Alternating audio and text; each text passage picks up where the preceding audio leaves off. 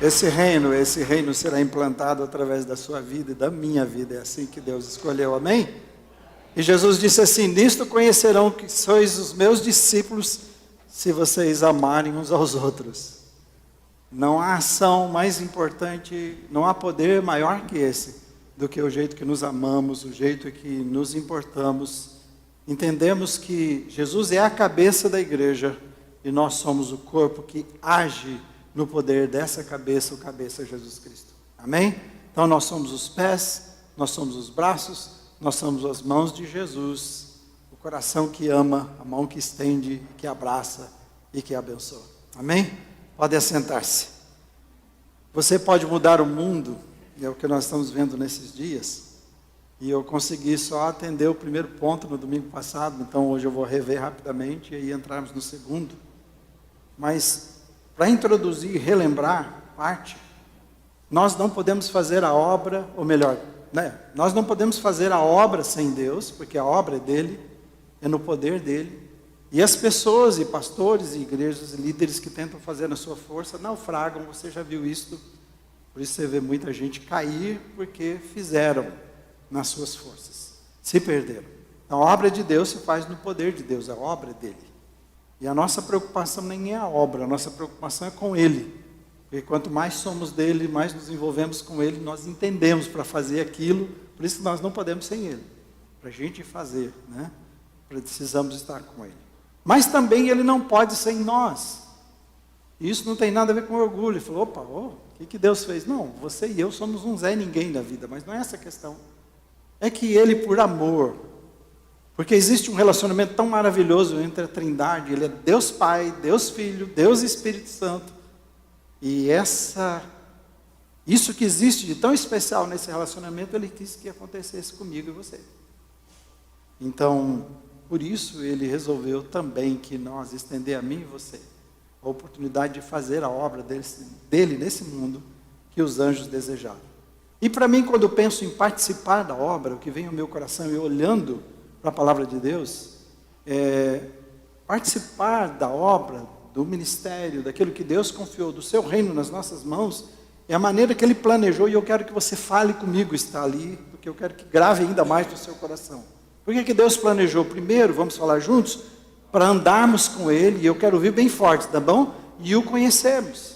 É assim que a gente vai conhecendo, envolvendo com a obra dele, envolvendo com ele, nós vamos conhecendo, Quanto mais eu ensino vocês, quanto mais eu me preparo para falar para vocês, mais eu conheço. E se eu não fizesse isso, então meu conhecimento seria menor. É assim que ele faz. Que ele também fez isso para crescermos, vamos juntos? Crescermos espiritualmente e como pessoa. É assim que eu cresço. Envolvido, agindo, ainda mais, para aprendermos a amá-lo de todo o coração. Quanto mais eu me envolvo com ele, com a sua obra, com aquilo que ele confiou nas minhas mãos, mais eu o amo. Mais impressionado eu fico com ele. Vamos lá, o próximo. Para sermos fortalecidos no seu poder. A força não vem de ficar sentado e distante e à parte. A força e o poder vêm na sua vida quanto mais eu me envolvo com ele e com a sua obra. Para eu também aprender, ou para aprendermos a amar o nosso semelhante. Toda a palavra de Deus, se você quiser resumir toda a Bíblia, e quando você vai para os 10 mandamentos que ele coloca, que era também um resumo de tudo que Deus queria do seu povo, eram 10 mandamentos, vem Jesus e transforma em 2 mandamentos, e quando você olha, está tentando atender os 10, porque ele diz, tudo se resume em amar a Deus sobre todas as coisas, e com todo o entendimento, com toda a tua alma, com todo o teu ser, e diz, e amar o próximo como você se ama. Tudo está resumido isto. Então, quando eu estou envolvendo com Deus, uma coisa que eu vou aprender na sua obra, é que o que eu faço não é para mim. Deus, por amar, ele deu o seu Filho. Jesus, por amar, se entregou. E Jesus diz, eu vim para servir. Então, toda a vida cristã está baseada nessa entrega, nesse amor em relação às outras pessoas. Até quando a gente está falando aqui de oração, em nenhum momento a nossa oração está focada nas nossas necessidades. Está falando de intercessão, a maneira que nós amamos e nos importamos com as pessoas. Essa é a maior preocupação de Deus para a sua vida e esse é o nosso ministério. Também é para sermos, vamos falar, para sermos abençoados e recebemos o seu galardão no último dia. Já já a gente vai ver sobre isso também. Só um leve toque. Mas é um projeto que diz: há um novo céu, uma nova terra, planejados por todos nós. E aqueles que forem fiéis vão receber nesse dia o galardão que Deus tem preparado, né? Uma coroa, ele diz, né? Como o vencedor que ganha uma medalha, nós temos tudo reservado por Deus para cada coisa que nós fizemos. Ele chega a dizer assim que um copo de água que alguém der para um dos pequeninos de Jesus será recompensado por isso. Então Deus está de olho naquilo que nós, não pelo que nós fazemos, por quem nós somos e por causa de quem nós somos, nós fazemos. Então deixa eu deixar claro, a questão principal não é o que fazemos, é como fazemos. Então Ele está muito interessado como é o seu coração, se pertence a Ele, se nós fazemos para Ele. Então, se damos muitos frutos no poder dEle, no nome dEle, aí nós seremos abençoados. Está reservado para esse último dia. Então você pode caminhar a sua vida e viver a sua vida cristã com essa alegria, com essa esperança. E foi Jesus, a palavra de Deus diz que Ele nos escolheu, nós não escolhemos. Eu não escolheria Jesus. Se você conversar com as pessoas que não têm Deus e não o conhecem, eles vão zombar de você, vão rir de você, falar do Espírito Santo, falar sobre Jesus Cristo, falar sobre igreja, falar sobre o que nós fazemos. Eles vão rir disso, eles não têm esse interesse. Mas Jesus te amou e me amou, e antes da fundação do mundo Ele nos escolheu e nos elegeu nele. Agora, se você está aqui hoje, seja online ou presencial, eu queria que você agradecesse uma coisa, porque Ele te escolheu antes da fundação do mundo, para você fazer conhecido o nome dEle, para você ser chamado de filho de Deus. Amém? Você não viria sozinho, você não estaria aqui, você faria outras coisas, você teria outro prazer. Mas quando você passa a ter prazer em Deus, é porque Deus ama você e porque Ele tem algo especial para a sua vida. Ele não rejeita qualquer pessoa que venha para Ele. Somos nós que rejeitamos. Então, se você está aqui porque você tomou essa decisão, louve a Jesus, porque Ele te encontrou, você o encontrou.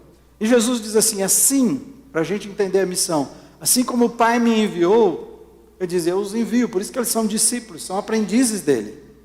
Falou: o Pai me enviou, eu também envio vocês para o mundo. Então, deixa eu falar dessa forma com você.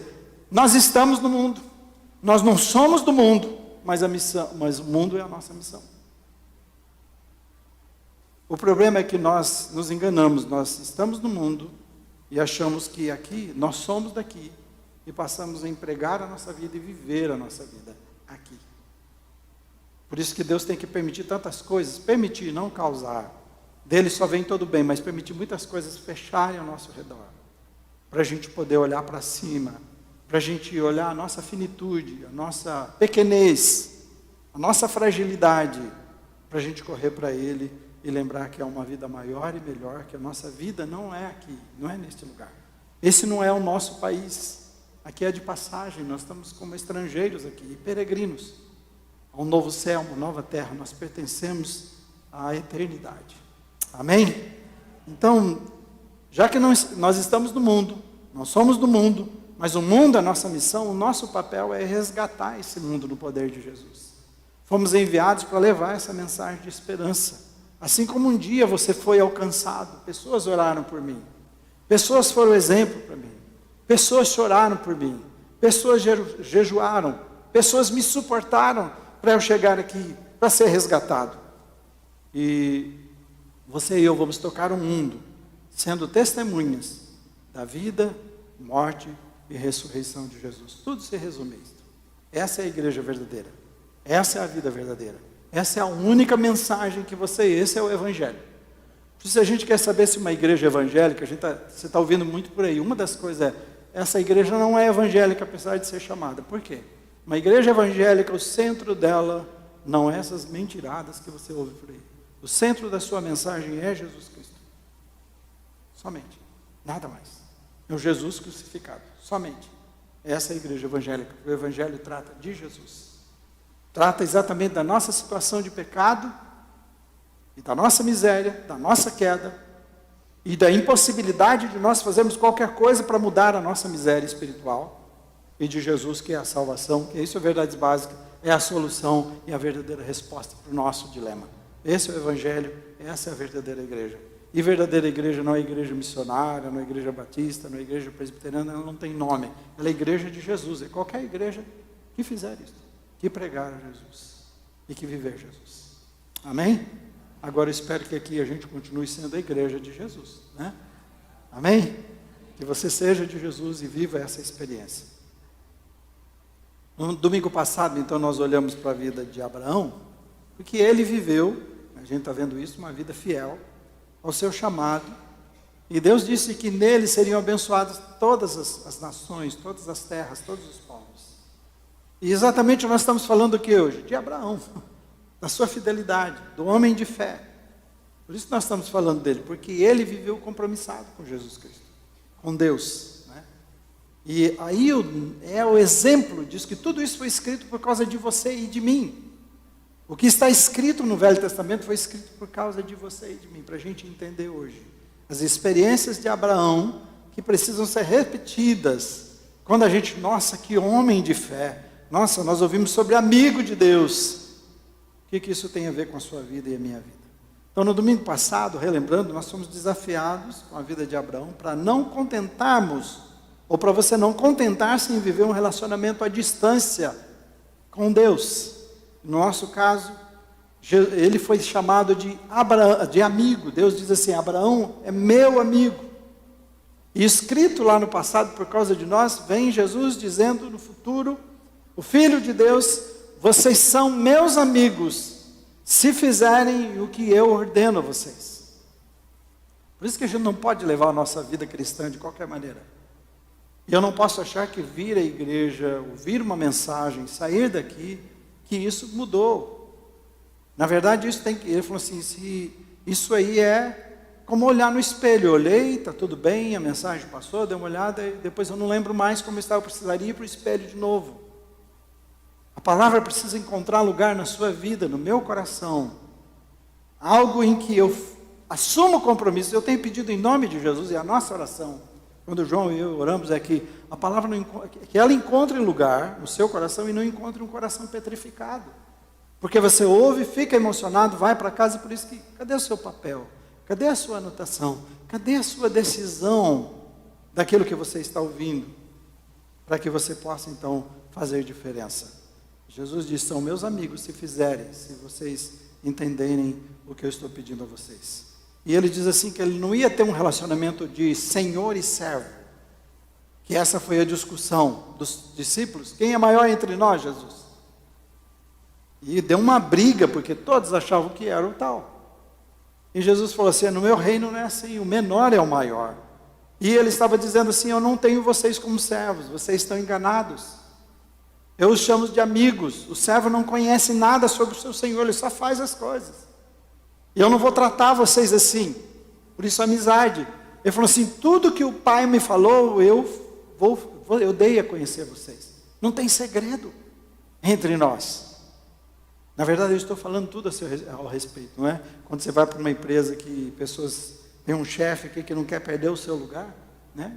De uma área, o que ele vai fazer? Ele só fala o que é necessário para outra pessoa, porque ele não quer competição.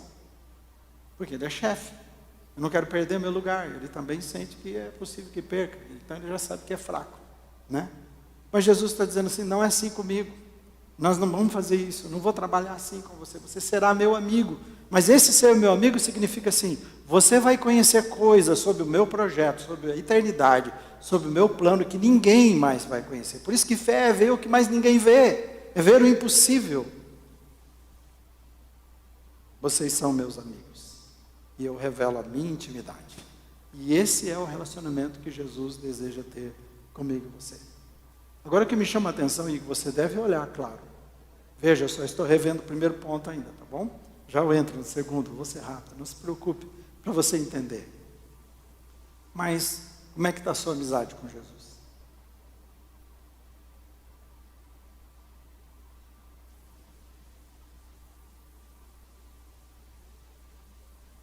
Você já ouviu Jesus dizer assim: você é meu amigo?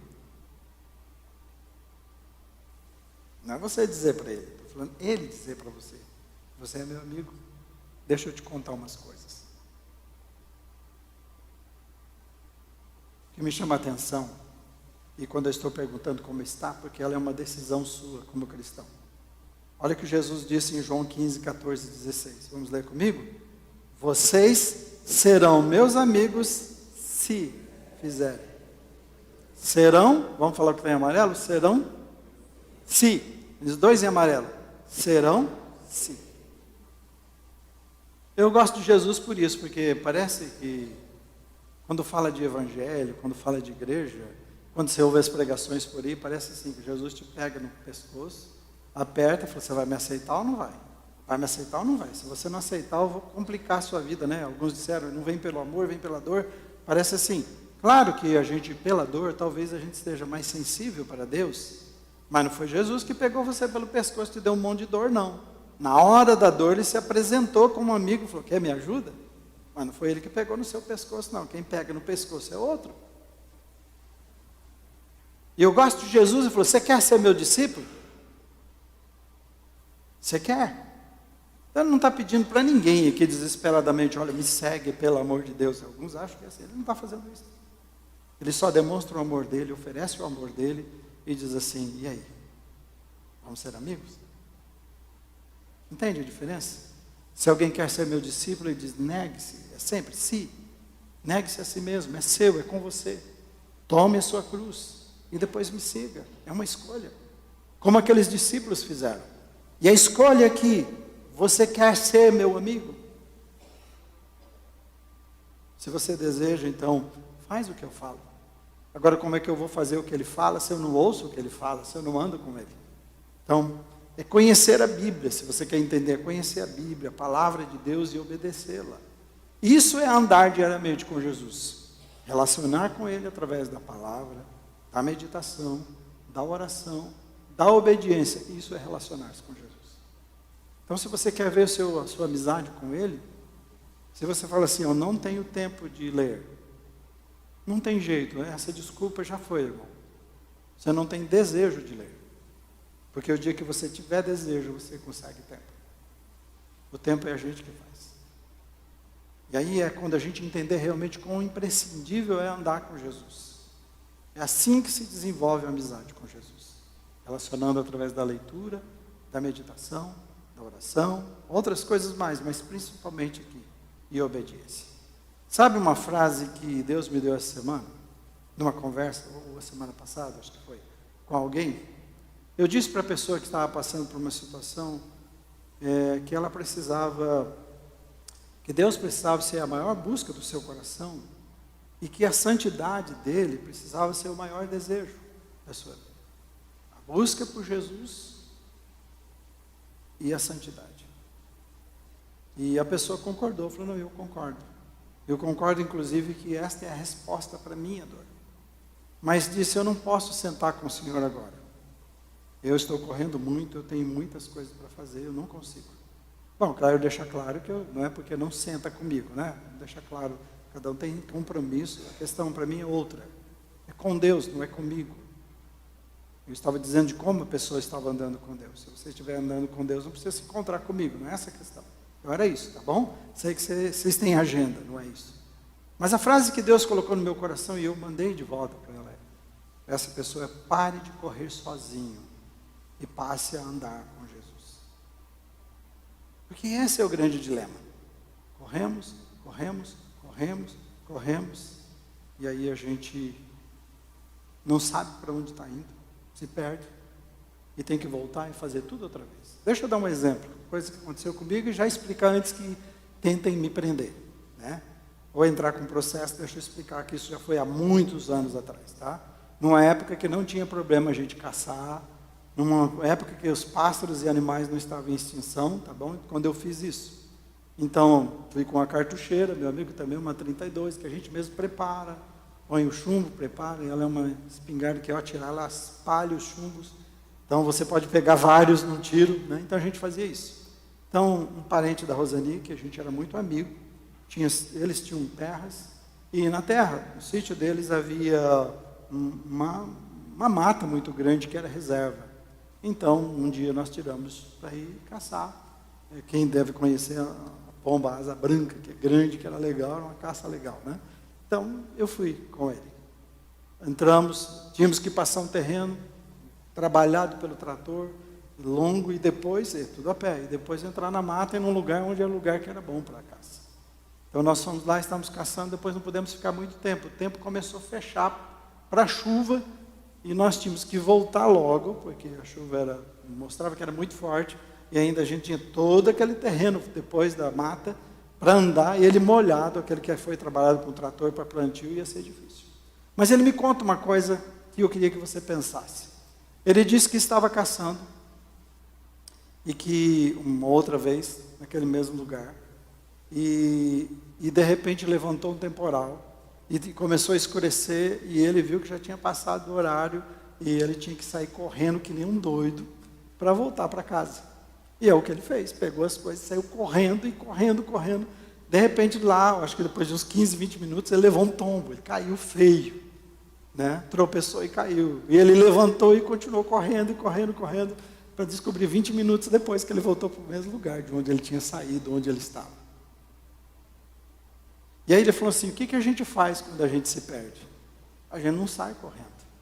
Se você não sabe a direção, você vai subir numa árvore, ou no lugar mais alto, vai tentar olhar, para você ver a direção que você tem que tomar, aí então depois você pode correr.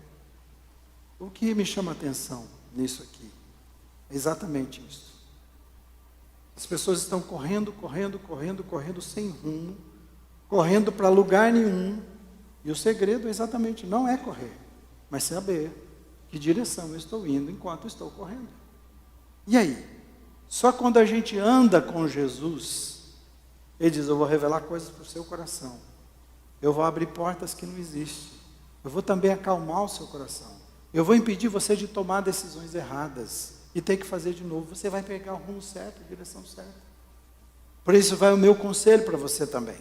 Se você é uma pessoa que está correndo demais, e não tem tempo, talvez para a sua família, não tem tempo para aquilo que é importante, não tem tempo para Deus, a pergunta que você deve fazer é onde é que você vai chegar, se você continuar correndo assim, você sabe. Pare de correr para andar com Jesus. Quando a gente anda, uma das mensagens que Deus me deu um dia no acampamento foi, a gente precisa aprender a andar nos passos, que é seguindo Jesus, e no compasso de Jesus. Quando a gente aprende a andar nos passos e no compasso de Jesus, então aí a gente vai viver e extrair o melhor da vida. Tá bem? Amém? Então, para você, não se contente em viver à distância, ou um relacionamento à distância com Jesus.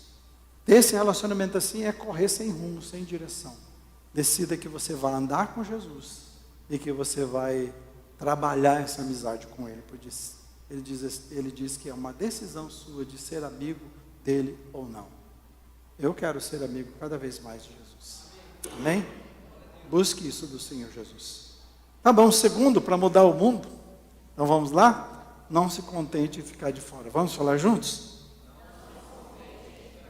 Primeiro é você não ter uma amizade à distância, que foi o caso que nós estamos aprendendo com Abraão. Agora é não ficar de fora. Você precisa, torne-se essencial. É isso, você precisa ser alguém essencial nessa coisa.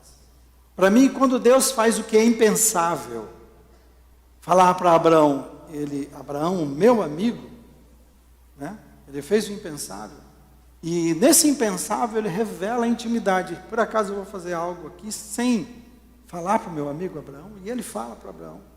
E quando ele fala para Abraão, Abraão sente parte daquilo, daquela situação. Opa, Deus revelou para mim o que vai fazer, eu me sinto parte. Ele falou, não vou ficar de fora disso. Ele se viu assim, eu sou uma peça fundamental. Se Deus falou comigo, Ele está me mostrando, eu quero entender como eu me encaixo nessa situação. E diz que ele permaneceu em pé na presença de Deus enquanto os anjos desceram. Mas ele chega ainda mais para perto de Deus. E o que ele vai fazer? Ele vai insistir com Deus para que aquela decisão da destruição, onde estava o seu sobrinho, então era o sobrinho, a esposa e 2 filhas, né, que aquela situação fosse revertida. Da mesma forma, por isso que eu disse que Jesus veio na nossa direção, para nos transformar em amigos. Seu desejo também hoje é revelar os seus planos e realizar esses planos através da sua vida.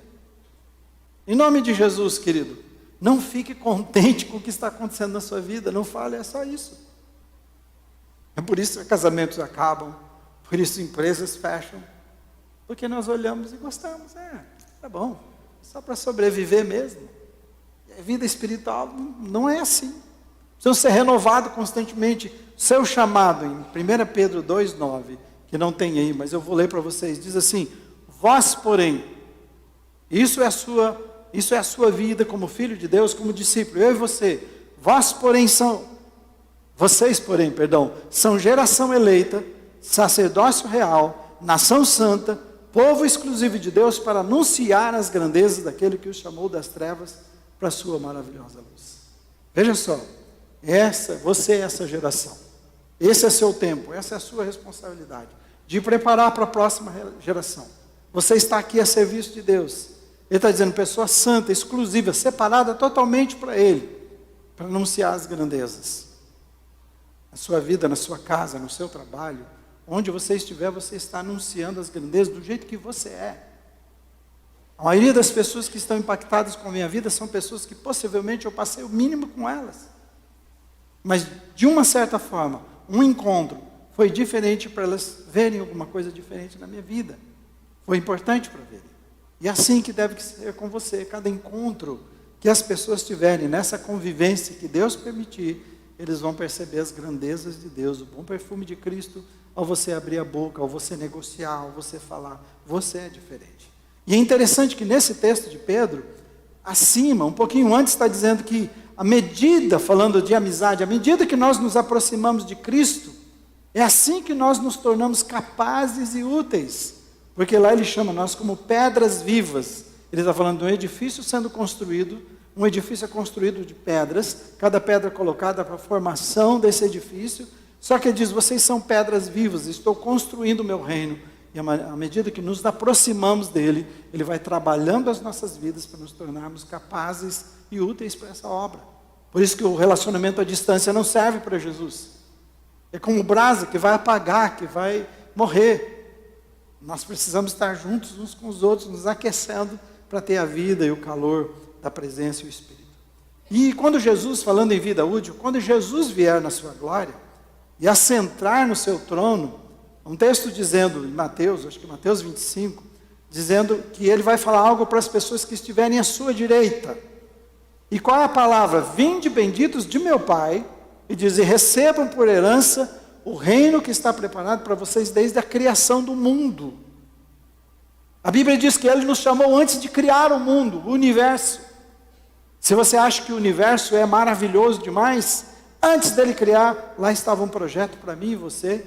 E esse universo era por causa de mim e de você, apesar de sermos tão insignificantes. Mas para Jesus, para Deus, nós somos a obra-prima da sua criação. É muito bom o que eu fiz. Foi quando Ele fez você e eu. Quando Ele fez a humanidade, Ele disse, é muito bom o que eu fiz. Antes da fundação do mundo, e Ele já preparou Jesus que ia nos libertar. Você vê a presença de Jesus pisando com o calcanhar a serpente, virar um filho que vai matar essa serpente. Entende? Ele já estava falando, e Jesus viria. Então Ele tem todo um projeto, e para que começa com um jardim, com um paraíso, para terminar com outro paraíso, que é novo céu e nova terra, e diz que isso aqui tudo vai terminar. Tem alguns que dizem que vão ficar aqui, que Deus vai transformar, e Deus diz que isso vai ser queimado, destruído. Prefiro acreditar em Deus, né? E na palavra dele, um novo céu e uma nova terra que Ele tem para a gente. Então, por que Ele está dizendo assim, benditos para os que estão à direita? Porque existem pessoas que estarão à sua esquerda. Ele vai separar dessa forma, os que têm o Espírito Santo que estão à direita e os que estão à esquerda, porque esses da esquerda ignoraram o que eu vou mencionar para vocês aqui, não fizeram ou não fazem. Ele diz assim, serão benditos e herdarão o reino eterno, por quê? Eu tive fome e vocês me deram de comer. Eu tive sede e vocês me deram de beber. Eu fui estrangeiro e vocês me acolheram. Eu necessitei de roupas e vocês me vestiram. Eu estive enfermo, vocês cuidaram de mim. Eu estive preso e vocês me visitaram.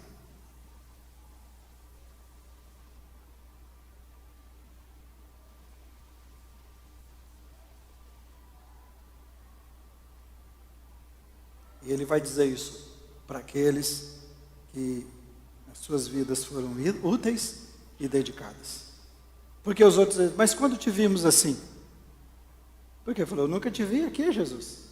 Foi quando vocês encontraram essas pessoas no seu dia a dia e não fizeram nada. Você entende? Então são pessoas que abriram seus corações, que abriram seus olhos e conseguiram ver Jesus no seu dia a dia através dessas pessoas sofrendo as suas dores e passando as suas necessidades. Mas eu preciso dizer uma coisa para você. Eles estão usando coisas, necessidades físicas. Mas a gente precisa fazer uma leitura disto, né? Maior.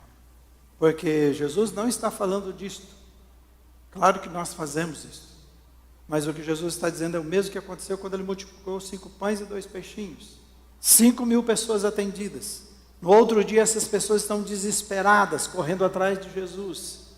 E aí Jesus tenta fugir delas, pega um barco, vai para o outro lado, e eles pegam um monte de barco, vão atrás de Jesus, até botar Jesus num canto e dizer, Jesus, onde o Senhor estava? A gente esteve procurando o Senhor o tempo todo. E Jesus olha para a multidão, quem quer uma igreja grande está feito, né? E Jesus olha para a multidão e diz assim, vocês não entenderam nada. Vocês vieram a mim porque vocês estão com fome física. Vocês querem lanche, vocês querem comida terrena.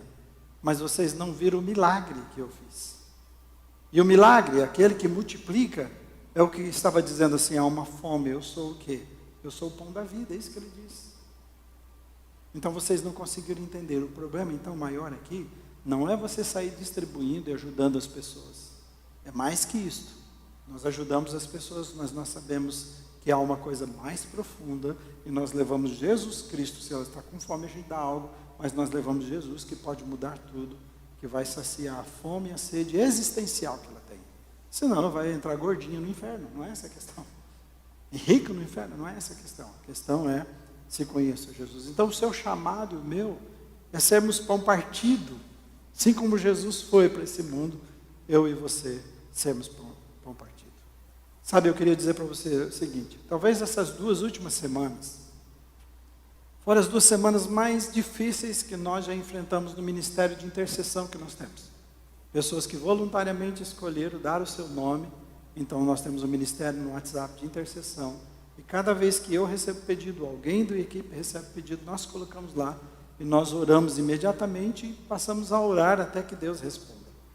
Né? Ou a pessoa tira o nome, aconteceu alguma coisa. Deixa eu dizer algumas coisas para você entender como é que é. Não ficar de fora, e essa é uma das formas. Nós temos uma mãe da nossa escola com câncer, lutando contra câncer. E nós estamos clamando o tempo todo, pedindo que Deus faça algo na vida dela. Nós temos uma senhora que passou, estou dizendo das 2 semanas, que passou pela 2ª cirurgia com um nódulo de câncer, e nós estamos orando pela mudança. 3 pessoas também, outras, com câncer, em que os médicos disseram assim, não podemos fazer mais nada. Uma delas, uma criança que está há muito tempo sofrendo, e com vários tumores no cérebro, o tempo já passaram por várias cirurgias. Agora, o outro é um primo meu, até parece comigo, mais novo que eu, que há 30 dias descobriu o câncer, e o câncer fatal, e ele foi para casa sexta-feira para dizer, passe o tempo com a sua família e curta eles enquanto você pode. Você entende? Nós clamamos, nós jejuamos, nós choramos, nós insistimos com Deus por essas pessoas que Ele colocou no nosso caminho. Mas deixa eu dizer uma coisa. Tem muitas pessoas que não sentem nada, que estão vivendo as suas vidas, não se importam, nem estão nem aí. Alguém conta, nossa, coitado, que pena. É só isso, só fica dessa forma. Mas é quando a gente passa por situações difíceis, a gente começa a ficar mais sensível. A gente começa a ter uma percepção que a gente não tinha. Então eu peço ao Senhor Jesus, se você não tem, que Ele te dê. Se você está indiferente, né? Eu fico perguntando aqui, como é que estão os seus olhos, o seu coração para essas coisas? Não ficar de fora, essa foi uma forma que Deus tem colocado para a gente sofrer com eles. Para nos identificar com eles. Para chorar com eles. Chorar com os que choram, Jesus disse. Alegrar com os que se alegram, mas chorar com os que choram. Então eu quero dizer para você o seguinte, não se contente em ficar de fora da obra que Deus revelou. Essa foi uma forma de intercessão. de sofrermos com as pessoas, de colocar no lugar delas, né? A obra que Deus quer fazer através de você. É interessante. Ele mostra para você. O problema é a gente não ver. Ele fala com você, o problema é a gente não ouvir. Ele tenta tocar o seu coração, o problema é a gente não sentir. Quando você vai para Jesus e fala, Jesus veio para implantar o reino, você precisa entender que o reino em si não era preocupação. Porque o reino é feito de gente, de pessoas. Não é uma instituição que ele queria implantar. E esse é o erro das igrejas que se tornaram instituição e deixaram de ser pessoas que sentem a dor das pessoas. Então ela é só uma instituição, é um negócio. Esse é o erro. E Jesus, cada vez que foi na direção de alguém, ele foi porque diz assim, ele se compadeceu, doeu o seu coração. Foi uma dor muito grande, ele não podia olhar e passar por aquilo como se não fosse nada. Então é muito mais do que você ouvir uma pregação aqui hoje, é muito mais até do que você ouvir um desafio hoje, receber um desafio meu. É o Espírito Santo falar, você abrir o seu coração, você decidir que você não quer ficar de fora, que você não se alegra com isso, que você entende que você tem um chamado para fazer diferença na vida das pessoas. Você está aqui para isso, não aqui nessa igreja, você está aqui nesse mundo para isso. Aqui na igreja é só para você ter esse tempo especial com Deus, ouvir dele, ser questionado por ele, ser confrontado por ele e passar a prestar atenção no que está acontecendo à sua volta. Então eu resumo esse ponto dizendo assim, não se contente em ficar de fora da obra que Deus revelou a você e deseja fazer através de você. Torne-se essencial, porque você foi chamado para isso. Peça olhos e corações sensíveis, para Deus, para ver e se compadecer das pessoas que Deus colocar no seu caminho. Olhos e coração sensíveis, para ver e sentir aquilo que Deus coloca no seu caminho. Vou pedir para o pessoal do louvor fazer, e eu quero fazer subir, e deixa eu falar para você, o que é que você pode fazer? Quero te falar 3 coisas. Primeiro, vamos lá? Separe um tempo de oração diário. Vamos falar de novo? Jesus disse assim, se você quiser ser meu amigo, faça o que eu ordeno. Então você vai separar um tempo para estar com Jesus.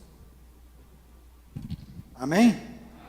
Agora não é porque eu estou pedindo, nem porque eu estou falando, isso não é nenhuma regra. Mas eu posso dizer para você, funciona. Amém? Jesus planejou assim. Quando eu fui na casa do meu primo essa semana, na sexta, e estava difícil para ele, porque eles estavam me dizendo assim, olha, não pergunta, a prima me disse assim, falou, me fala como é que eu vou aí, porque eu não quero ser cansativo, chato. Então eu não fui como pastor, eu fui como Israel. Ele queria rir, ele queria conversar outras coisas, ele queria que alguém o entendesse e que alguém fosse diferente com ele. Mas a força, o compromisso que ele tem com Jesus, era tão grande, tão maravilhoso, que como foi especial saber que agora, porque ele viveu uma vida de intimidade, ele nesse momento ele está muito bem. Ele falou, se Jesus me levar, eu estou em paz. Eu agradeço meus 97, ó. Falei que ele é mais novo que eu, agora piorou, né? 57 anos. Eu agradeço a Deus pelos 57 anos. E ele relacionou várias coisas, como Deus tem abençoado a vida dele até aqui. Então funciona.